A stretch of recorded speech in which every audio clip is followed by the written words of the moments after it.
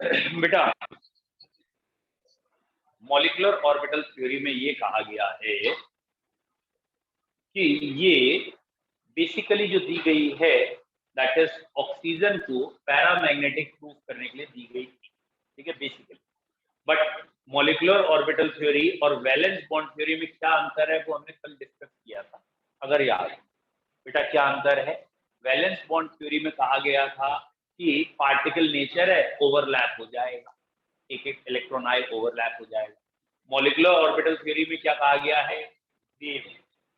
और wave nature में भी अगर दो एटम की वेव्स आ रही हैं, दो वेव्स आ रही हैं, तो दो टाइप की ही मॉलिक्यूलर वेव्स बनेंगी। यानी ये 1s और ये 1s अगर ओवरलैप करेगा तो दो टाइप का 1s बनेगा। एक कहलाएगा आपका बॉन्डिंग मॉलिक्यूलर ऑर्बिटल और एक कहलाएगा anti bonding molecular orbital. Clear है? मतलब ये वाले ऑर्बिटल्स जो बन गए ये अब मॉलिक्यूल के हो गए। अब एटम के बारे में कोई बात नहीं करेंगे, ये एटम के पहले ऑर्बिटल थे, अब ये मॉलिक्यूल थे।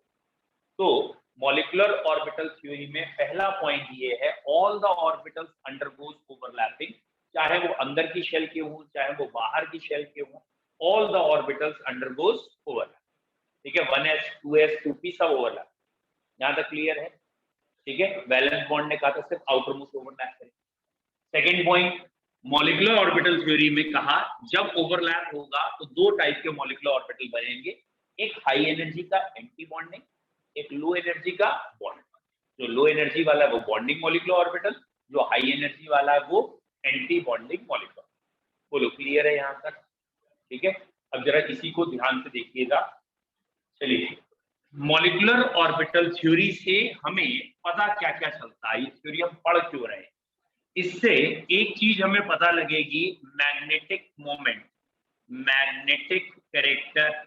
मैग्नेटिक कैरेक्टर कहने का मतलब कि चीजों में अनपेयर इलेक्ट्रॉन है या पेयर इलेक्ट्रॉन है। कितने, अगर अनपेयर है तो अनपेयर इलेक्ट्रॉन कितने हैं, पेयर है तो पेयर इलेक्ट्रॉन कितने हैं। तो इलेक्ट्रॉन के पेयर्ड और अनपेयर्ड का नंबर पता चलता है। ठीक है, दूसरी चीज हमें इस थ्योरी से पता चलता है बॉन्ड ऑर्डर। तो इस थ्योरी जो है, इस थ्योरी से हम दो चीजों का बेसिकली हिसाब किताब देंगे, one is bond order and other is magnetic character. जो हम मॉलिक्यूलर ऑर्बिटल थ्योरी पढ़ रहे हैं ये हम दो जगह अप्लाई करेंगे, दो चीजें निकालने के लिए। कौन कौन सी दो चीजें निकालने के लिए बेटा? एक तो मैग्नेटिक कैरेक्टर निकालेंगे। मैग्नेटिक कैरेक्टर कहने का मतलब होता है, कल का अगर याद हो, कि अगर अनपेयर इलेक्ट्रॉन है, अगर अनपेयर इलेक्ट्रॉन है तो पैरामैग्नेटिक और पेयर्ड है तो डायमैग्नेटिक। ठीक है, तो ये थ्योरी इसको बताएगी। और दूसरी बात ये थ्योरी बताती है कि बॉन्ड ऑर्डर कितना है, सिंगल बॉन्ड है, डबल बॉन्ड है या ट्रिपल बॉन्ड। ठीक है, अगर हमें ये चीजें पता लग जाती हैं तो हम एक आइडिया लगा लेते हैं। ये ध्यान रखना, यहाँ पे लिखा है, खाली एक आइडिया लगा लेंगे, कंपेयर कर लेंगे किसे, बॉन्ड लेंथ को। कहने का मतलब हम बॉन्ड लेंथ की वैल्यू नहीं बताएंगे, खाली आइडिया लगा सकते हैं किसकी बॉन्ड लेंथ कम है और किसकी बॉन्ड लेंथ ज्यादा है, कंपेयर कर सकते हैं। कहने का मतलब बॉन्ड एनर्जी का, bond length, bond energy and stability. तो बच्चों मॉलिक्यूलर ऑर्बिटल थ्योरी से बेसिकली ये पांच चीजें डील होती हैं, लेकिन थोड़ा सा अंतर है, ध्यान से समझिए इन पांच चीजों में क्या अंतर है।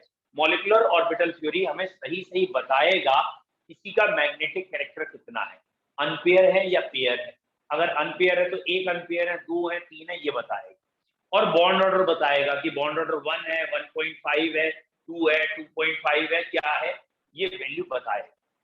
लेकिन ये हमें सिर्फ एक आइडिया देगा, काय का आइडिया देगा कि हम कंपेयर कर सकते हैं बॉन्ड लेंथ, मतलब दो चीजों की बॉन्ड लेंथ कंपैरिजन करवा देगा। किसकी बॉन्ड लेंथ कितनी है वो नहीं बताएगा, कंपैरिजन करा देगा एनर्जी में कि इसकी बॉन्ड लेंथ इतनी है तो एनर्जी कितनी है स्टेबिलिटी में, लेकिन इनकी वैल्यू नहीं पता लगेगी, इनका कंपैरिजन हो सकता है। ठीक है, तो आज का पहला पॉइंट हम जो कॉपी में लिखना शुरू करेंगे वो क्या है कि मॉलिक्यूलर ऑर्बिटल थ्योरी हमें कहां लगानी है। बेटा कहां लगानी है? इट इज एप्लीकेबल और it should be applied only on diatomic molecule और आयन। ठीक है, पहला पॉइंट समझ में आ रहा है क्या कह रहा हूं? ये थ्योरी आपको कहाँ लगानी है? Diatomic molecule ion. बेटा इसका क्या मतलब है डाई एटॉमिक मॉलिक्यूल आयन का? यानी अगर ये लिखा है H2, ये दो एटम जुड़े हैं, ये डायटोमिक मॉलिक्यूल हो गया। ये लिखा है N2 diatomic, O2 diatomic.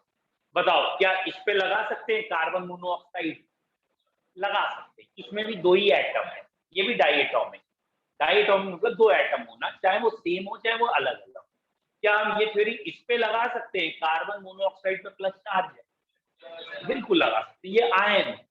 Clear है? क्या हम इस पे लगा सकते हैं कार्बन डाइऑक्साइड? अब नहीं लगा सकते, क्यों? Try atomic. तो ये थ्योरी ट्राई एटॉमिक पे नहीं लगानी, ये थ्योरी सिर्फ और सिर्फ किस पे लगानी है बेटा? डाई एटॉमिक मॉलिक्यूल या आयन पे लगानी। और उसमें भी ना हमारे कोर्स में जब टोटल इलेक्ट्रॉन 20 हो, बस उतने के लिए है, 20 से ज्यादा के लिए हमारे कोर्स में ये थ्योरी है। टोटल इलेक्ट्रॉन कितने हो? 20। एक बार समझा रहा हूं क्या कहना चाहता हूं। इस नाइट्रोजन में कितने इलेक्ट्रॉन होते हैं? इसका एटॉमिक नंबर कितना है? 7 है। तो एक नाइट्रोजन में 7 इलेक्ट्रॉन होते हैं, तो दो नाइट्रोजन में बेटा कितने हो गए? 40। तो ये थ्योरी लग सकती है। समझ में आया? ये अगर मैंने कह दिया सपोज Ne2 प्लस, तो अब कितने इलेक्ट्रॉन है? नियॉन एक इनर्ट गैस है, इसका एटॉमिक नंबर 10 था। 10 टू जा 20, 20 में एक गया 19। इस थ्योरी लग सकती है। तो हमें हमारे पास जो सीरीज अभी अवेलेबल है, अभी जो हमारे पास सीरीज अवेलेबल है, वो डायटोमिक मॉलिक्यूल आयन में टोटल 20 इलेक्ट्रॉन्स तक हमें लगानी है। इससे बड़े क्वेश्चन आपके यहाँ आएंगे। समझ में आया? ठीक, लिखें पहला पॉइंट कॉपी में, MOT इज एप्लीकेबल ऑन, हाँ पहला point, molecular orbital theory is applicable, या we have to apply on. Applicable तो सभी पे होती है, हमें किस पे लगानी है वो पॉइंट है। It is applicable on diatomic molecule और ion. Molecular orbital theory is applicable on diatomic molecule और आयन। सर ये डायटोमिक के ऊपर क्या लिखा है? डाई एटॉमिक के ऊपर 20 इलेक्ट्रॉन लिखे थे, लेकिन वही वाली बात है, वो जस्ट एक हमारे यहाँ क्वेश्चन इससे ऊपर नहीं आते 20 से ऊपर, इसलिए वो इंपॉर्टेंट नहीं। ठीक है, तो molecular orbital theory is applicable on diatomic molecule और आयन। एग्जांपल लिख लो, for example H2, N2, O2। ठीक है, ये वाले example H2, N2, O2, O2 minus CO। ठीक है, ऐसे लिख लीजिए कि डाई एटॉमिक कोई भी हो उस पर लगाना, पहला पॉइंट। ठीक है, दूसरा पॉइंट, मॉलिक्यूलर ऑर्बिटल थ्योरी से हमें पता क्या चलेगा? दूसरा पॉइंट है बेटा, मॉलिक्यूलर ऑर्बिटल थ्योरी से हमें दो चीजें पता लगती है मेनली, और इन तीन चीजों का आइडिया लगता है, कंपैरिजन। लिखे फ्रॉम मॉलिक्यूलर ऑर्बिटल थ्योरी, अब तो शॉर्ट फॉर्म में MOT ही लिखिएगा। From molecular orbital theory we determine या वी फाइंड मैग्नेटिक कैरेक्टर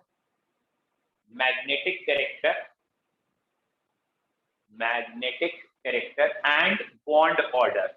इससे हमें दो चीजें पता लगती हैं, एक तो मैग्नेटिक कैरेक्टर और एक बॉन्ड। और molecular orbital theory we determine magnetic character and bond order.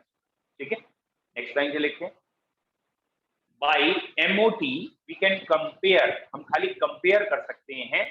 Bye molecular orbital theory we can compare, बेटा क्या चीज कंपेयर कर सकते हैं? Bond length, bond energy and stability. We can compare bond length, bond energy and stability. हम ये दो चीजें करेंगे, एक फाइंड और एक compare. Bond length, bond energy and stability. ठीक है, वो जब आएगा भी आगे तब बताएंगे कैसे कंपेयर करेंगे, वो अभी आप सीखेंगे। ठीक है, नेक्स्ट पॉइंट, बेटा ये हमने कल लिखा था पॉइंट कि यहां जो ओवरलैप होगा उस ओवरलैप में 1s से ओवरलैप करेगा। ठीक है, सेम एनर्जी में ओवरलैप होता है। 1s से जब ओवरलैप करेगा तो कितने टाइप के 1s बनेंगे? दो टाइप, एक बॉन्डिंग और एक तो जब ये 1s और ये 1s ओवरलैप किया तो ये मैंने लिखे हैं एटॉमिक ऑर्बिटल। तो मॉलिक्यूलर ऑर्बिटल बने दो टाइप के, एक कहलाएगा बीएमओ और एक कहलाएगा एबीएमओ।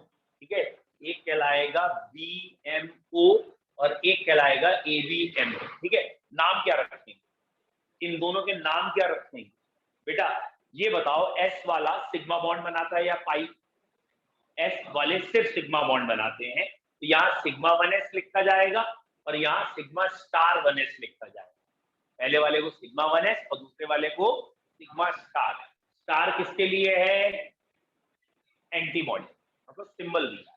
फिर से सुनिए, हमने कहा 1s जब ओवरलैप करेंगे तो दो वेव्स आके ओवरलैप करेंगे। एक वेव, जब दो वेव्स ये आके ओवरलैप कर रही हैं तो बाद में रिजल्टेंट भी दो ही आएंगे, या तो कंस्ट्रक्टिव इंटरफेरेंस हो जाएगा, रिजल्टेंट बढ़ जाएगा, यानी दोनों वेव्स का रिजल्टेंट एम्पलीट्यूड जुड़ के आ रहा है, या ये भी पॉसिबल है इसका अपोजिट कि एक वेव क्लॉकवाइज हो एक एंटी क्लॉकवाइज, तो रिजल्टेंट ऐसा आ जाए।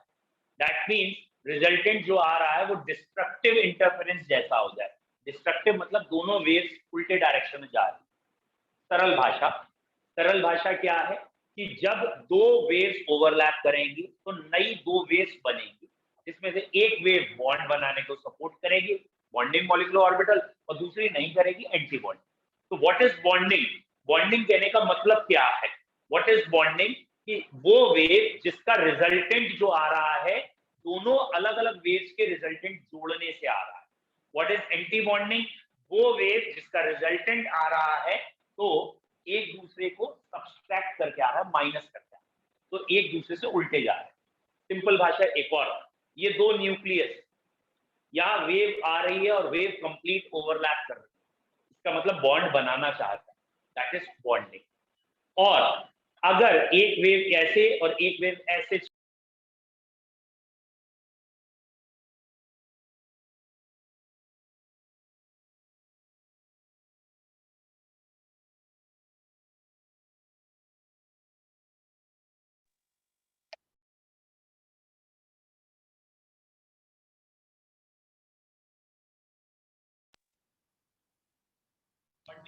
बॉन्डिंग बॉन्डिंग समझ में आया है? तो अगर बॉन्ड बन रहा है, अगर बच्चों बॉन्ड बन रहा है देन इट इज बॉन्डिंग, और अगर बॉन्ड नहीं बन रहा then it is antibonding. Clear? लिखिए, दोबारा लिखा रहा हूं, कल लिखा है कोई बात नहीं, दोबारा लिखिए। ठीक है, by overlapping of atomic orbital waves, by overlapping of atomic orbital waves, by overlapping of atomic orbital waves, molecular orbitals are obtained. By overlapping of atomic orbital waves, molecular orbitals are obtained. Molecular orbitals are obtained. By overlapping of atomic orbital waves, molecular orbitals are obtained, which are of two types. By overlapping of atomic orbital waves, molecular orbitals are obtained, which are of two types, जो कि दो type के होंगे, which are of two types. One is bonding molecular orbital and other is anti-bonding molecular orbital. By overlapping of atomic orbital waves, molecular orbitals are obtained, which are of two types. One is bonding molecular orbital and other is anti-bonding molecular orbital. One is bonding molecular orbital and other is anti-bonding molecular orbital. ठीक है, बताओ बच्चों, bonding वाले की energy क्या होगी? कम। क्यों? क्योंकि वो बॉन्ड बनाना चाहता है, स्टेबिलिटी दे रहा है, और एंटी बॉन्डिंग की एनर्जी ज्यादा। पहला आंसर क्लियर है? बताओ किसका रिजल्टेंट दोनों वेव्स जोड़ के आएगा? मतलब दोनों वेव्स एक ही डायरेक्शन में कब जा रही हैं, बॉन्डिंग में या एंटी बॉन्डिंग? अगर वेव्स एक ही डायरेक्शन में जा रही है मतलब ओवरलैप कर रही है तो बॉन्ड बन जाएगा, तो बॉन्डिंग मॉलिक्यूलर ऑर्बिटल है। और दोनों वेव्स उल्टे डायरेक्शन में जा रही है तो बॉन्डिंग को हम कह सकते हैं just like constructive interference. Physics की भाषा में कंस्ट्रक्टिव इंटरफेरेंस मतलब दोनों वेव्स ओवरलैप कर, और एंटी बॉन्डिंग को क्या कह सकते हैं? Destructive interference. ठीक है, लिखते हैं पॉइंट करके। BMO, bonding molecular orbital, is equivalent to BMO या bonding molecular orbital is equivalent to constructive interference. BMO या bonding molecular orbital is equivalent to constructive interference, while ABMO is equivalent to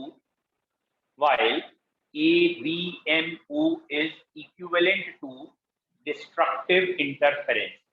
BMO यानी bonding molecular orbital equivalent to constructive interference, while ABMO is equivalent to destructive. बेटा इसे आप ऐसे भी लिख सकते थे, जिन बच्चों ने जैसे भी लिख लिया देख लें एक बार क्या चाह रहा था मैं।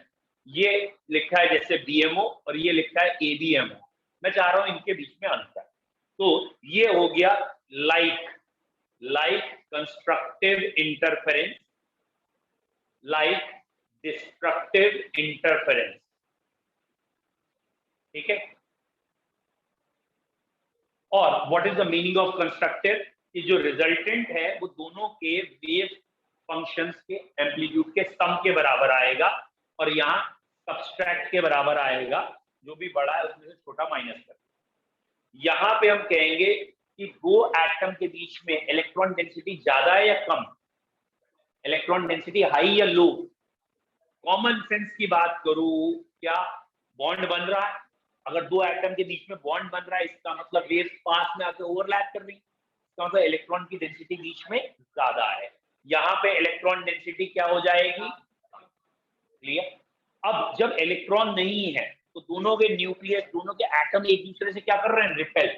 और रिपेल करने की वजह से इसकी एनर्जी ज्यादा होती है और इसकी एनर्जी कम।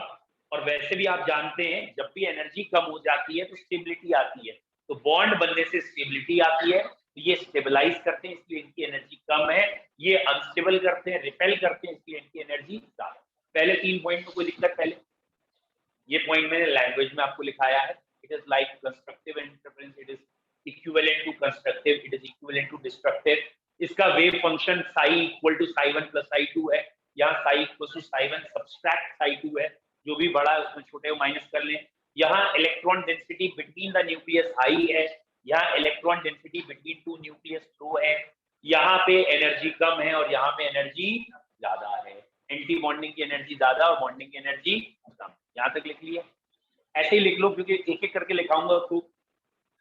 हाँ, ये है electron density between the nucleus, मिटा दूं।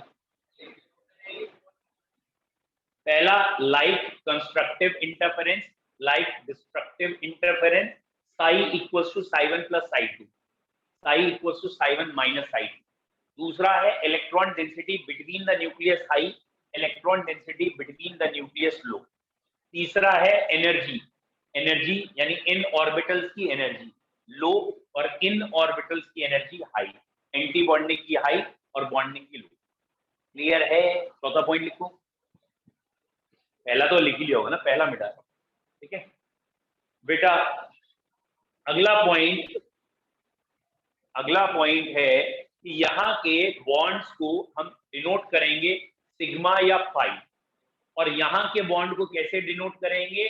सिग्मा के ऊपर स्टार लगा के, पाई के ऊपर स्टार लगा के। इनका डिनोशन कैसा होगा? सिग्मा स्टार और पाई स्टार, ठीक है। इनको हम डिनोट करेंगे सिग्मा पाई से, इनको डिनोट करेंगे सिग्मा स्टार या पाई स्टार से, ठीक है। वैसे एक पॉइंट और होता है कि बॉन्डिंग में नोड एब्सेंट होती है और एंटी बॉन्डिंग में नोड प्रेजेंट होती है, ठीक है।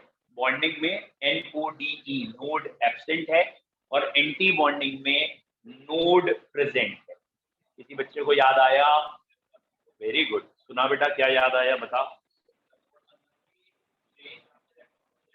Very good. नोड का मतलब होता है वो जगह जहां इलेक्ट्रॉन की फाइंडिंग 0 हो, इलेक्ट्रॉन ना हो, दैट इज नोड, ठीक है।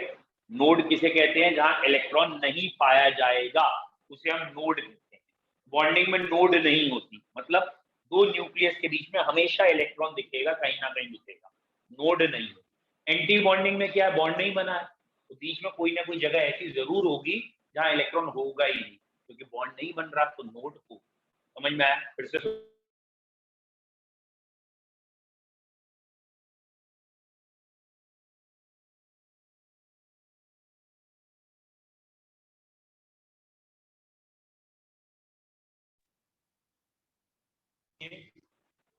एक बारी फिर समझ लीजिए बच्चों, ये वर्ड है नोड। वैसे तो बड़ा सिंपल वर्ड है, ठीक है, और नोड कहने का मतलब होता है जहां इलेक्ट्रॉन नहीं मिलेगा। अब ये वर्ड फिजिक्स में भी आता है, केमिस्ट्री में भी आता है, मैथ में भी आता है, बायो में भी आता है, और हर जगह इसका मतलब यही होगा, देख लेना आप, ठीक है। जैसे बायो वाले बच्चे अगर जानते हो, चलो पहले फिजिक्स से शुरू कर लेते हैं, है ना। फिजिक्स से अगर शुरू करें तो फिजिक्स में आपने ऐसे वेव्स देखी होंगी, देखिए, और उसके बाद आपने ऐसे भी देखी होंगी, और ये वाला पॉइंट ये क्या कहलाता है, नोड, और ये वाले पॉइंट क्या कहलाते हैं, इंटरनोड। याद आ रहा है। और distance between two node and internode is known as wavelength. याद आ गया। तो फिजिक्स में भी नोड वर्ड सुना है आपने, ठीक है। बायो वाले बच्चे अभी वहां तक पहुंचे नहीं होंगे, नोड ऑफ रेनेवायर, ये वाले देखो, बायो वाले में ऐसे करके एक सिस्टम है हमारी बॉडी में, कुछ देखा ऐसा कोई सिस्टम? हाँ, बायो के चैप्टर का नाम ही है, इसका नाम है नर्वस सिस्टम। पढ़ने वाला अपने आप ही नर्वस हो जाएगा, ठीक है। और इस नर्वस सिस्टम में, बात नहीं करो यार, इस नर्वस सिस्टम में यहाँ बीच बीच में एक आध जगह पे माइलिन शीट एब्सेंट होती है, और उसी को वहां पे नोड कहा जाता है, जहां वो शीट एब्सेंट होती है। तो भैया यहाँ पे भी नोड है। ये थी जूलॉजी में। बॉटनी में गन्ना, ये जो शुगर केन या गन्ना है, इसके ये वाले पार्ट ये नोड कहलाते हैं, और ये बीच वाला पार्ट, याद आ गया, इंटरनोड। तो वो जो गन्ने के ये वाले पार्ट है, जहाँ जूस खत्म हो गया, नोड। जहाँ इलेक्ट्रॉन खत्म हो गया, वहां नोड, ठीक है। जहाँ माइलिन शीट गायब हो गई, वहां नोड। तो नोड का, अब अरे मैथ में भी नोड अभी देखता हूँ कहाँ है, ठीक है। चलो अब लौट के केमिस्ट्री पे आते हैं, हमें यहाँ पढ़ना है भैया। तो यहाँ पे ये कह रहे हैं बॉन्डिंग में नोड एब्सेंट है, नोड नहीं है, मतलब हर जगह इलेक्ट्रॉन है, और एंटी बॉन्डिंग में नोड प्रेजेंट। यहाँ बीच में कोई जगह ऐसी होती है जहाँ इलेक्ट्रॉन। बोलो यहाँ तक क्लियर है? चलिए अब अगला पॉइंट बेटा, अगले दो पॉइंट ऐसे हैं जो अगर आपको दो तीन पॉइंट अगर समझ में आ गए, ठीक है, तो आपको मॉलिक्यूलर ऑर्बिटल थ्योरी, जैसे कहते हैं ना, आप ऑब्जेक्टिव कर लोगे। आपको कभी मॉलिक्यूलर ऑर्बिटल थ्योरी के क्वेश्चन करने में फ्रैक्शन ऑफ सेकंड से ज्यादा टाइम नहीं लगेगा, ठीक है। फ्रैक्शन ऑफ सेकंड, आप क्वेश्चन देखोगे, आंसर बता दो, गारंटेड। लेकिन उसने की प्रैक्टिस करने के लिए पहले एक दो फालतू के पॉइंट, ये है पहला फालतू का पॉइंट, ध्यान से देखो। 1s ने ओवरलैप किया तो क्या बना, जल्दी बोलो। एक एटम का 1s दूसरे एटम का 1s ओवरलैप करेगा, क्या बनेगा? वेरी गुड, एक सिग्मा 1s बनेगा और एक सिग्मा स्टार 1s बनेगा। ये कहलाएगा BNO और ये कहलाएगा ABM। यहां तक कोई दिक्कत? ठीक है। हमारे कोर्स में सिर्फ 5 ओवरलैपिंग है, सिर्फ 5। एक 1s की ओवरलैपिंग होगी, दूसरी ओवरलैपिंग है हमारे कोर्स में 2s। तो क्या क्या बनेगा? अरे बहुत बढ़िया, सिग्मा 2s और स्टार 2s, ठीक है। इसके बाद हमारे कोर्स में सिर्फ एक ओवरलैपिंग है जो p ऑर्बिटल की है, लेकिन p के 3 ऑर्बिटल, px, py, pz। तो यहाँ 3 ऑर्बिटल की ओवरलैपिंग है। तो पहले मैंने लिख दिया सिग्मा 2p, तो सॉरी pz। तो pz की ओवरलैपिंग हुई, क्या बनेगा? pz की ओवरलैपिंग में क्या बनेगा? तो अभी बता, अगर आपको पता हो कि पहला ओवरलैप p में सिग्मा बनाता है, p के 3 ऑर्बिटल थे, याद आए? पहला वाला तो स्ट्रेट लाइन में ही आएगा, फिर दूसरा वाला पाई बनाएगा, तो पहला वाला सिग्मा बनाएगा, और इसीलिए दो तरह के ये आ गए। पहले 6 में कोई दिक्कत? ये 6 इसलिए कहे, 3 ये 6, क्लियर। इसके बाद अगला ओवरलैप जो है वो है 2py का और 2px का। चांस की बात है, इनकी एनर्जी एकदम सेम होती है, 2py और 2px की एनर्जी सेम होती है। क्या क्या बनेगा? हद हो गई, अब बनेगा पाई। और पाई में एक 2px, किसी को पहले लिख लो, कोई फर्क नहीं है, और पाई में 2py और x। यहां क्या लिखूं?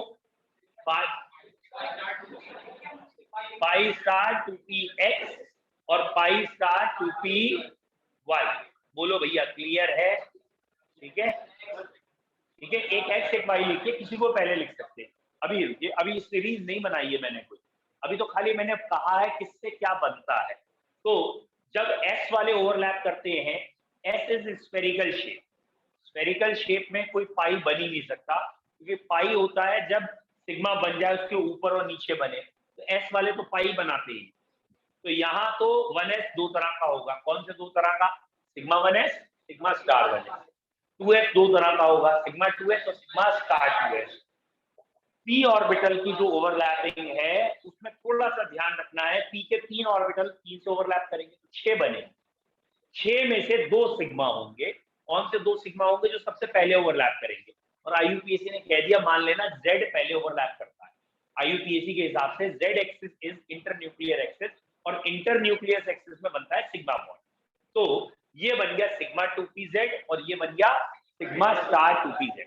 इसमें z एक्सिस में ये, और क्योंकि p के 3 ऑर्बिटल में एक ही सिग्मा बना सकता है, बाकी दोनों पाई बनाएंगे, और इन दोनों की एनर्जी एकदम बराबर होगी। ऐसे ही इन दोनों की एनर्जी एकदम बराबर। बोलो, यहां तक क्लियर है? लिख लिया आपने? लिख लो।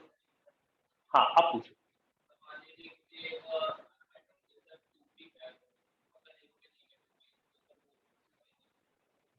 आप बेफिक्र रहो, अभी हम जितने क्वेश्चन करके दिखाएंगे उसमें ये सब अप्लाई है। ठीक है, तो आपको वो क्वेश्चन अभी, वैसे हायर लेवल में है ऐसे क्वेश्चन जो आपने क्वेश्चन पूछा है। हायर लेवल कहने का मतलब BSc MSc है, कि उसमें हम ये पढ़ते हैं कि HF मॉलिक्यूल पे बनाइए, तो HF मॉलिक्यूल में H में तो 1s है और F में 2p, वहां तो है नहीं, तो ओवरलैप दिखाते हैं, लेकिन वो आपके लेवल पे नहीं। हाँ, वो भाई HF बनता है ना, टेबल भी है, तो ओवरलैप भी होता है, लेकिन अभी आपके लेवल में वो वाले ओवरलैप हैं नहीं। ये कहलाते हैं एक तरीके से मोमो ओवरलैप, या ये कहें सेम एनर्जी लेवल ओवरलैप। हमारे लेवल में, इस लेवल में यही है। बट मैंने आपको पहले ही कहा कि आपको अप्लाई करनी है यहाँ पे, लेकिन ये थ्योरी आगे तक है, मतलब कॉम्प्लेक्सेस में, टफ क्वेश्चंस में, हर में है मॉलिक्यूलर ऑर्बिटल थ्योरी। मतलब ये लेटेस्ट थ्योरी है, molecular orbital theory is more evolved theory. ये लिख लो, लिख लिया? अरे ये तो मैंने ऐसे लिखा है कि कितने वो है हमारे पास, कितने ओवरलैप है। ये ऊपर है AO, मतलब एटॉमिक ऑर्बिटल। वो क्या है? MO, मतलब मॉलिक्यूलर ऑर्बिटल। BMO मतलब बॉन्डिंग मॉलिक्यूलर ऑर्बिटल, ABMO मतलब एंटी बॉन्डिंग मॉलिक्यूलर। हाँ, मैंने यही लिखा है कि ये साथ साथ चलेंगे, इनकी एनर्जी बराबर, ये और ये एक साथ चलते हैं, ये एक साथ, क्योंकि इनमें किसी में अंतर नहीं कर सकते कौन पहले आएगा कौन बाद में। अगर दिमाग चल गया हो तो ये हुंड-सूल के लिए ऐसे ही कर रहे हैं। यहाँ पे क्या लगेगा? हुंड-सूल। हुंड-सूल क्या था? जब भी डी जनरेट ऑर्बिटल हो, पहले एक एक करके इलेक्ट्रॉन भरो, फिर पेयरिंग करो, वो यहाँ लगाने के लिए। बताओ,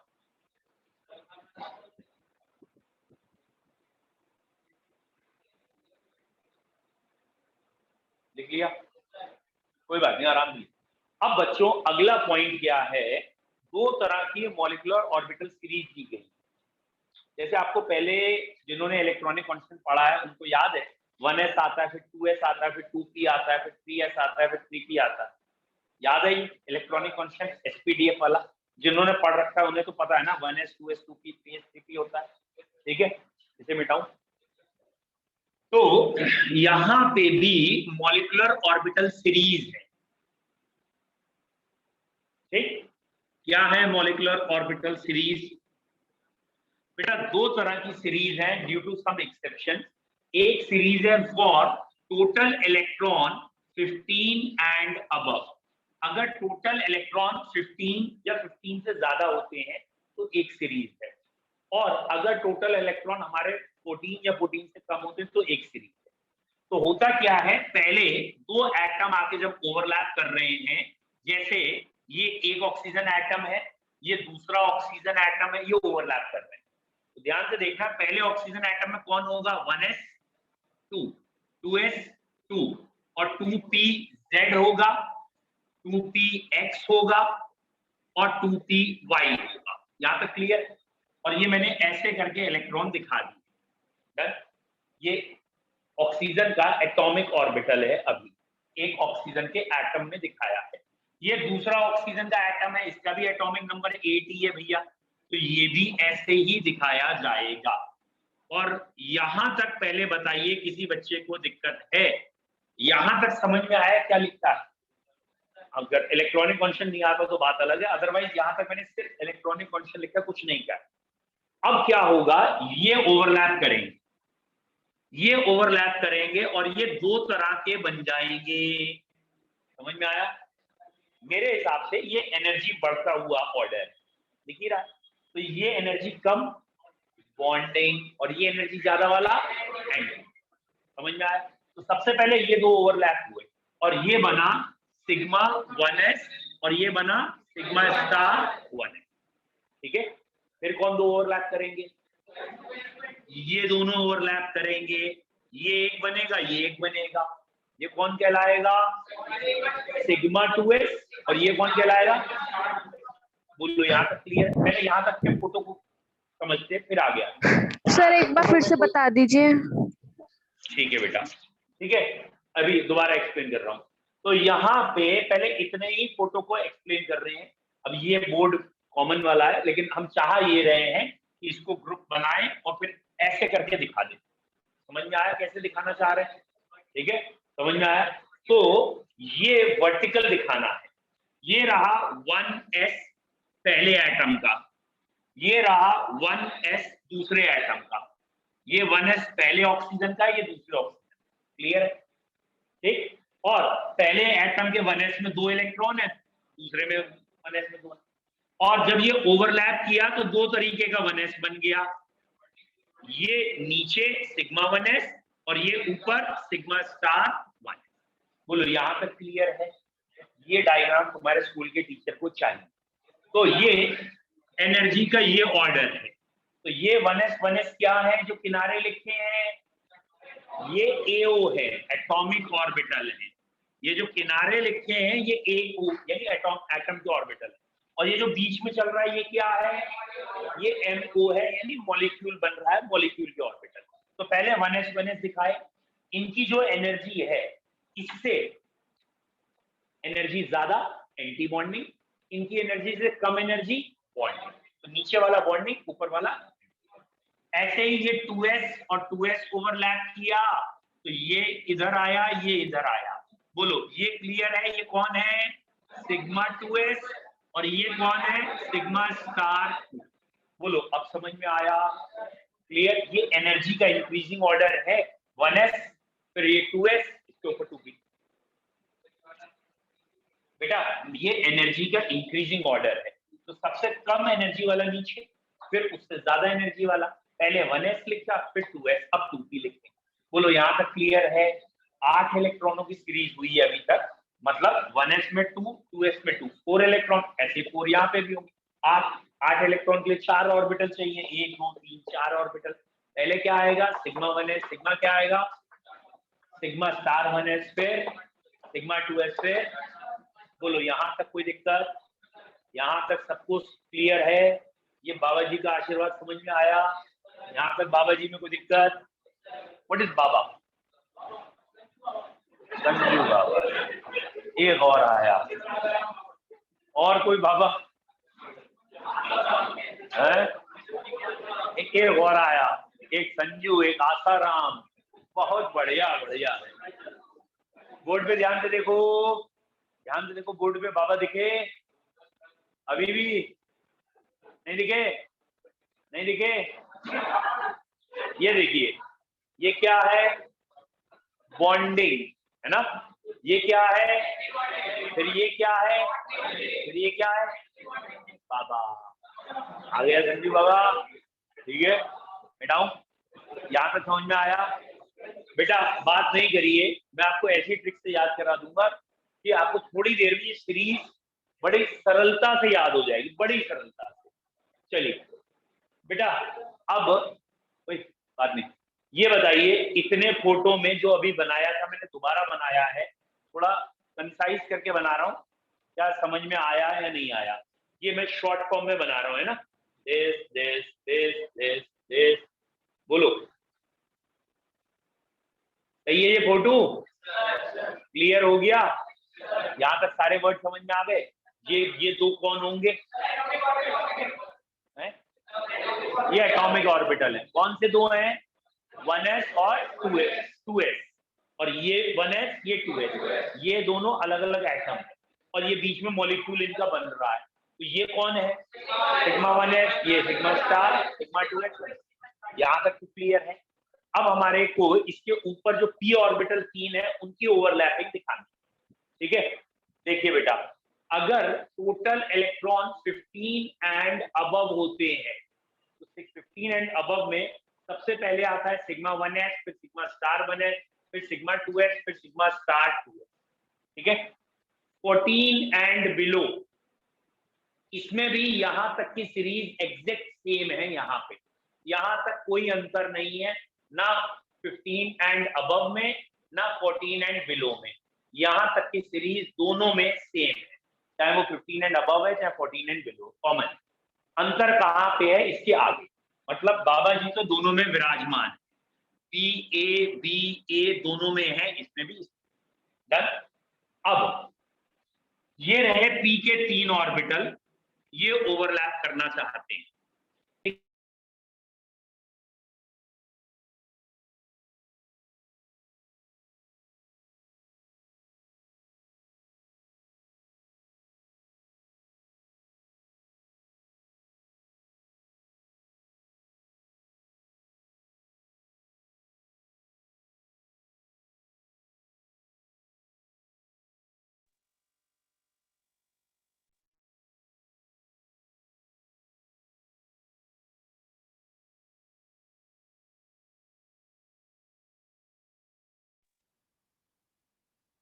बात नहीं करो बेटा, ये है पी के 3 ऑर्बिटल। पी के 3 ऑर्बिटल कौन कौन से होते हैं? px, py और pz। अभी हमने बढ़ा था z वाला सिग्मा बनाता है, यहां से z वाला कट के अलग हो गया क्योंकि उसने सिग्मा बॉन्ड बनाया है, और ये हो गया सिग्मा 2pz। सिग्मा पहले बनता है, इसकी एनर्जी कम होती है, सिग्मा ये हो गया। और ये रहा इसका सिग्मा स्टार। अगर बेटा अट्रैक्शन से एनर्जी इसकी कम हो रही है तो रिपल्शन से एनर्जी ज्यादा भी होगी, रिपल्शन में एनर्जी ज्यादा। अब कौन दो बचे हैं? ये रहे वो दोनों, ये दोनों, ये दोनों। आया समझ में? ये क्या है? ये क्या है? Pi star 2px, pi star 2py। और ये क्या है? पाई 2px, pi 2py। 15 and above में ये ऑर्डर, मतलब 15 एंड अबव अगर होगा तो पहले तो बाबा आ गए, बाबा के बाद 1 2 2 1 है। What is 1 2 2 1? What is 1 2 2 1?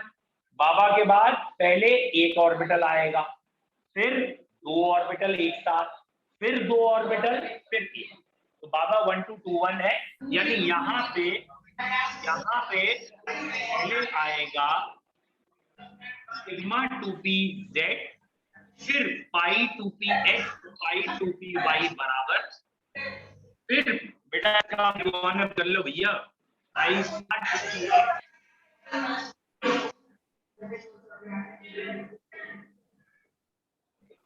बच्चे जिसका भी माइक ऑन है बंद कर ले प्लीज। ओहो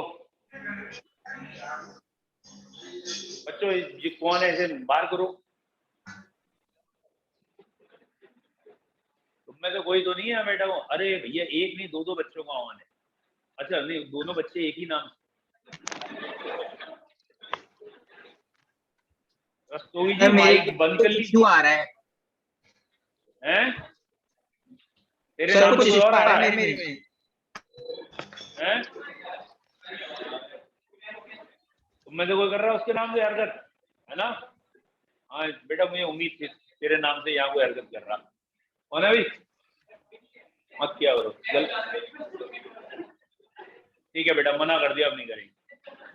ओए समझ लो, अगर आइंदा हरकत की ना, देखो पता तो चल ही जाएगा कौन है।